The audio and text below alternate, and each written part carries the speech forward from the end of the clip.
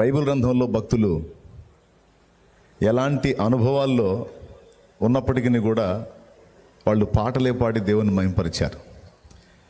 కీర్తనల గ్రంథం మీలో ఎంతమంది చదివారు నాకైతే తెలియదు.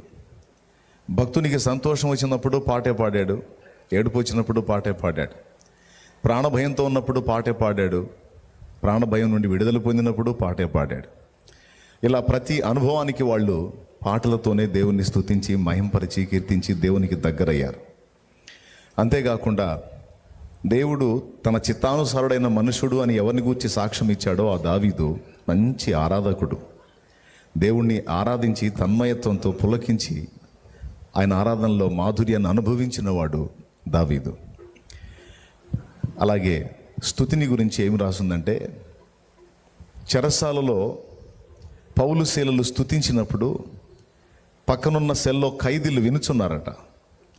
వీళ్ళు స్తుతించి ప్రార్థించి స్తుతిస్తూ ఉంటే వాళ్ళు ఏందిరా వీళ్ళు ఇంతవరకు మన చరిత్రలో జైల్లో ఇలాగ పాటలు పాడి ప్రార్థించిన అనుభవాలు లేవు అంటే సీనియర్ ఖైదీలు ఉంటారు కదా, ఖైదీల ఆలోచన. అయినా వాళ్ళు వింటూ ఉన్నారు, వీళ్ళు పాడుతూ ఉన్నారు, వాళ్ళు వింటూ ఉన్నారు, స్తుతి జరుగుతూ ఉంది. ఉండి ఒక మహా భూకంపం కలిగింది అని రాయబడి ఉంది. చెరసాల పునాదులన్నీ కదిలిపోయాయి. అక్కడ ఏం రాస్తుందంటే అందరి బంధకములు ఊడెను అని రాస్తుంది. పాటలు పాడి స్తుతించి దేవుని మయంపరిచిన పౌలు శీలల బంధకాలే కాదు, వినుచు ఉన్న ఇతర ఖైదీల బంధకాలు కూడా, అందరి బంధకాలు ఊడినాయట. ఆరాధన చేసేవాళ్లే కాదు, ఆరాధన వింటూ ఆరాధనలో మైమరచిన వాళ్ళ బంధకాలు కూడా ఊడిపోతే జరిగిన సన్నివేశాన్ని చూసి చెరసాల నాయకుడు కత్తి తీసుకొని పొడుచుకోబోయాడు. అందరూ పారిపోయి ఉంటారు, ఇక నేను నా పని అయిపోయింది. పౌలు ఆపాడు, అరే బాబు అలా చేసుకోవద్దు, నువ్వు ఎక్కడికి పోలేదు, ఇక్కడ భక్తి కార్యక్రమం జరిగింది, ఆరాధన కార్యక్రమం జరిగింది, దేవుడు పులకించాడు, జస్ట్ పాదంతో ఒక స్టెప్ వేసాడు, ఇక్కడ భూకంపం వచ్చిందిరా, పాదం అట్లా ఆనిచ్చాడు అంతే, భూకంపం వచ్చింది, ఎవరు పారిపోలేదు. అంత ధైర్యం జరిగిన దేవుని కార్యాన్ని బట్టి ఇంకా పాపాన్ని ప్రేమించి పారిపోదాం అన్న ధైర్యం ఎవరికి లేదు. ప్రశాంతంగా నువ్వు ఉండు అని వానికి సువార్త చెప్పి బాప్తిసం ఇచ్చారు. స్తుతి చేస్తున్నప్పుడు బంధకాలు తెగిపోతాయి అనేది మొదటి విషయం. అవి ఏ బంధకాలైనా సరే, సాతాను చేసినటువంటి మంత్రప్రయోగ బంధకాలైనా, సాతాను కట్లైనా, రోగాలైనా, బలహీనతలైనా, మానసిక ఒత్తిళ్ళైనా, అవి అప్పుల బంధకాలైనా, సమస్యల వలయాలైనా, కేసుల బంధకాలైనా, మనం మయమరచి స్తుతించినప్పుడు మన బంధకాలే కాదు, మన స్తుతిని విన్న వారి బంధకాలు కూడా తెగిపోతాయి. స్తుతించినప్పుడు దేవుని ప్రజలకు అడ్డుగా ఉన్నటువంటి ఎరికో గోడలు కుప్పకూలిపోయాయి. 2, మనకున్న అడ్డుబండలు కూడా కూల్చబడతాయి, సంఖ్యలు తెగిపోతాయి అన్నది మొదటి విషయం అయితే, అవరోధాలు కూలిపోయి మనకు మార్గాలు సుగమం అవుతాయి అనేది రెండవ సంగతి. 2 కీర్తనలు 8వ కీర్తనలో ఒక మాట ఉంటుంది. ఏముంటుందో తెలుసా? నీవు బాలుర యొక్కయు చంటి పిల్లల యొక్కయు స్తుతుల మూలమున ఒక దుర్గమును స్థాపించి ఉన్నావు అని. ఎందుకో తెలుసా? శత్రువులను ఎదిరించడానికి, విరోధులను ప్రతీకారం చేయడానికి పూనుకున్న వారిని మాన్పివేయడానికి నువ్వు ఈ పని చేస్తున్నావు అన్నాడు. స్తుతించినప్పుడు శత్రువు మనల్ని అటాక్ చేయకుండా మన చుట్టూ ఒక దుర్గము స్థాపించబడింది అని ఆ 8వ కీర్తన 2వ వచనం సాక్ష్యం ఇచ్చింది. అంతేకాదు, ఎలీషా దగ్గరికి రాజులు వచ్చి అడిగారు, యుద్ధానికి బయలుదేరాం పోటుగాళ్ళం, చెయ్యకముందే చచ్చేటట్టున్నాం, నీళ్లు తప్పయి, మరి మాకు నీళ్లు కావాలి, ఏంది దారిని అడిగితే, వీణ వాయించగల మనుషుని ఒకరిని తీసుకొని రండి తెప్పించి, అతడు వీణ వాయిస్తూ ఉంటే, అందరూ స్తుతిస్తూ ఉంటే, వెంటనే ఎలీషా మీదికి పరిశుద్ధాత్మ అభిషేకం దిగి వచ్చి, యెహోవా సెలవిచ్చున్నదేమనగా, ఈ లోయలో చాలా గోతులు తవ్వించండి, మీకు కావలసిన నీళ్ళు వస్తాయని ప్రభు చెప్తున్నాడని మాట్లాడాడు. స్తుతించుట ద్వారా పరిశుద్ధాత్మ అభిషేకం కుమ్మరించబడింది. ఈ సంగతి భక్తులకు తెలుసు. అందుకే వారు ఏది ఎదురొచ్చినా ప్రార్థిస్తారు, స్తుతిస్తారు, ప్రార్థిస్తారు, సమస్యలు అయ్యే పరిష్కారం అవుతాయి. యెహోషాపాతు అనే రాజు ఉన్నాడు. ఇప్పుడు మీకు 4 సంగతులు చెప్పినట్టున్నాను. 5వ సంగతి, యుద్ధానికి పోయేవాడు మ్యూజిక్లు తీసుకొని పోయాడు, పెళ్ళికి పోయినట్టు, ఆరాధనకు పోయినట్టు పోయాడు. యుద్ధం చేయకుండానే యెహోషాపాతుకి గెలుపు వచ్చింది. సో బంధకాలు తెగిపోవటం మొదటి సంగతి, అవరోధాలు కూలిపోవటం రెండవ సంగతి, వినేవాళ్ల బంధకాలు కూడా తెగిపోతాయి అనేది మూడవ సంగతి, పరిశుద్ధాత్మ అభిషేకం వచ్చింది అనేది నాలుగవ సంగతి, శత్రువులు విరోధులు అడ్డగించబడతారు, స్తుతుల మూలమున దుర్గం స్థాపించబడింది అన్నది ఐదవ సంగతి, యుద్ధములో పోరాటంలో జయం కూడా స్తుతి మూలంగానే వచ్చింది అన్నది ఆరవ సంగతి. ఇలాగా స్తుతి అనే ఒక్క కార్యాన్ని బట్టి ఎన్ని సంగతులు ఉన్నాయో. కాబట్టి ఆరాధన అనగానే సరే అన్నట్టు నిర్లక్ష్యంగా ఉండకుండా మైమరచి పరవశించి స్తుతిస్తూ ఉండండి అన్న ఒక మంచి పాట ఎత్తుకుంటాడు.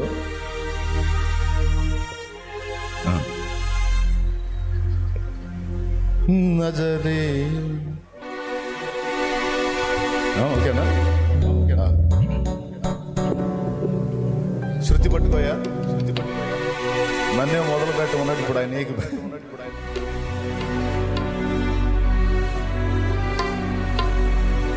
ఆయన స్తుతి ఉంది, మంచి స్తుతి. నజరేయుడా నా యేసయ్యా. మరి ఆయన శృతికి నేను అందుకుంటానో అందుకోను.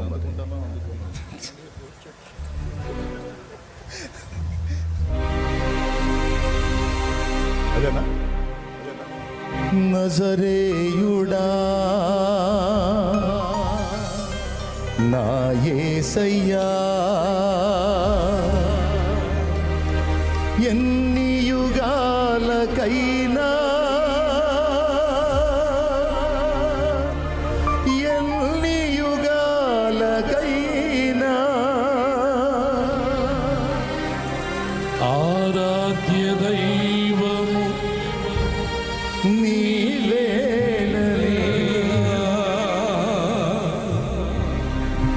మారాధ్య దైవము నీవే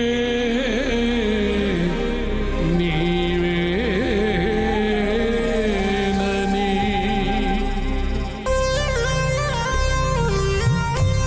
ఆమేన్. హల్లెలూయా.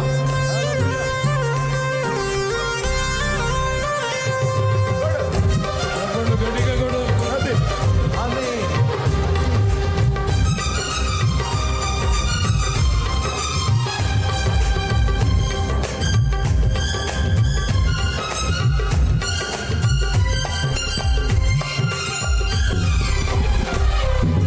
నజరేయుడా నా యేసయ్యా,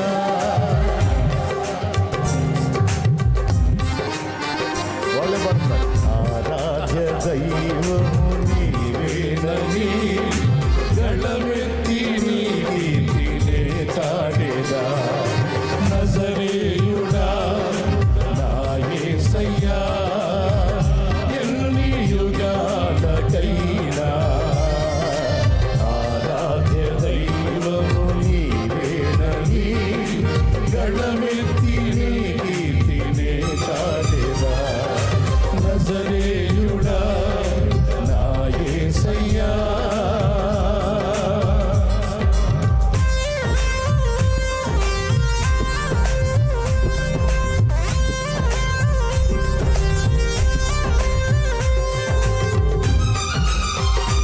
ఆమేన్. హల్లెలూయా.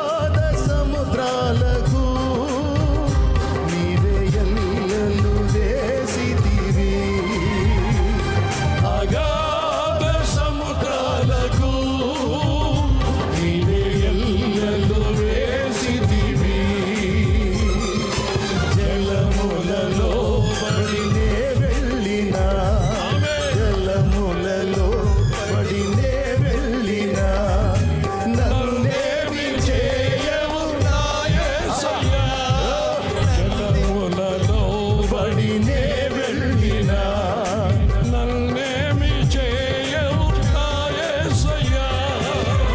నీకే వందనాలయ్యా, స్తోత్రమయ్యా.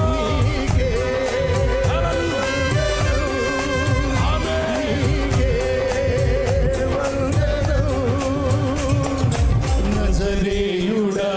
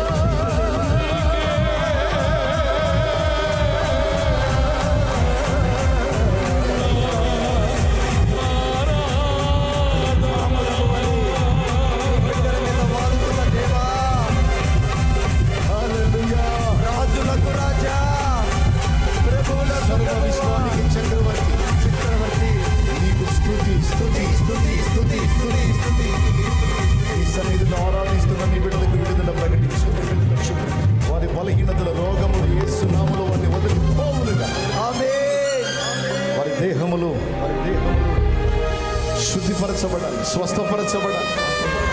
అందరి బంధకములు తెగిపోవును గాక. మంత్రశక్తులన్నీ నాశనమగును గాక. దుష్ట ప్రయోగములు నిర్మూలమగును గాక. నా తండ్రి, నీకు ఎదురుగాలకు మహిమొచ్చును గాక. నీ బిడ్డలు నీ పరిశుద్ధాత్మతో నింపబడి ఉన్నా. అభిషేకం మా మీద స్థిరపరచు. నీ కొరకు బహుగా ఫలించినట్లు మమ్మల్ని ఆశీర్వదించు. మా మధ్యకు దిగి వచ్చి మాతో మాట్లాడమని కృతజ్ఞతాస్తుతులు మీకే చెల్లిస్తూ యేసు నామములో ఈ ఆరాధన మీ పాదాలకే సమర్పిస్తున్నాము తండ్రి. ఆమేన్. ఆమేన్.